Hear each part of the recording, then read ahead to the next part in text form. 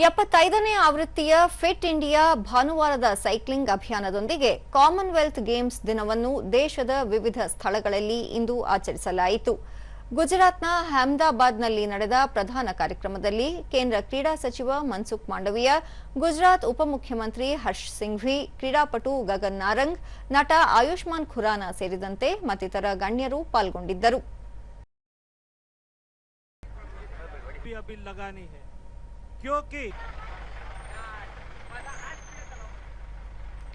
ಕಾರ್ಯಕ್ರಮ ಉದ್ದೇಶಿಸಿ ಮನ್ಸುಖ್ ಮಾಂಡವಿಯಾ 75ನೇ ಆವೃತ್ತಿಯ ಫಿಟ್ ಇಂಡಿಯಾ ಸೈಕ್ಲಿಂಗ್ ಅಭಿಯಾನ ಹಾಗೂ ಕಾಮನ್ವೆಲ್ತ್ ಗೇಮ್ಸ್ ದಿನವನ್ನು ಏಕಕಾಲದಲ್ಲಿ ಆಚರಿಸುತ್ತಿರುವುದು ಈ ಬಾರಿಯ ವಿಶೇಷವಾಗಿದೆ. 2030ರ ಕಾಮನ್ವೆಲ್ತ್ ಕ್ರೀಡಾಕೂಟ ಅಹಮದಾಬಾದ್ನಲ್ಲಿ ನಡೆಯಲಿದೆ. ಯುವಜನರಲ್ಲಿ ಕ್ರೀಡೆ ಹಾಗೂ ದೈಹಿಕ ಕ್ಷಮತೆ ಕುರಿತು ಆಸಕ್ತಿ ಮೂಡಿಸಲು ಭಾನುವಾರದಂದು ಫಿಟ್ ಇಂಡಿಯಾ ಸೈಕ್ಲಿಂಗ್ ಅಭಿಯಾನ ನಡೆಸಲಾಗುತ್ತಿದೆ ಎಂದು ತಿಳಿಸಿದರು.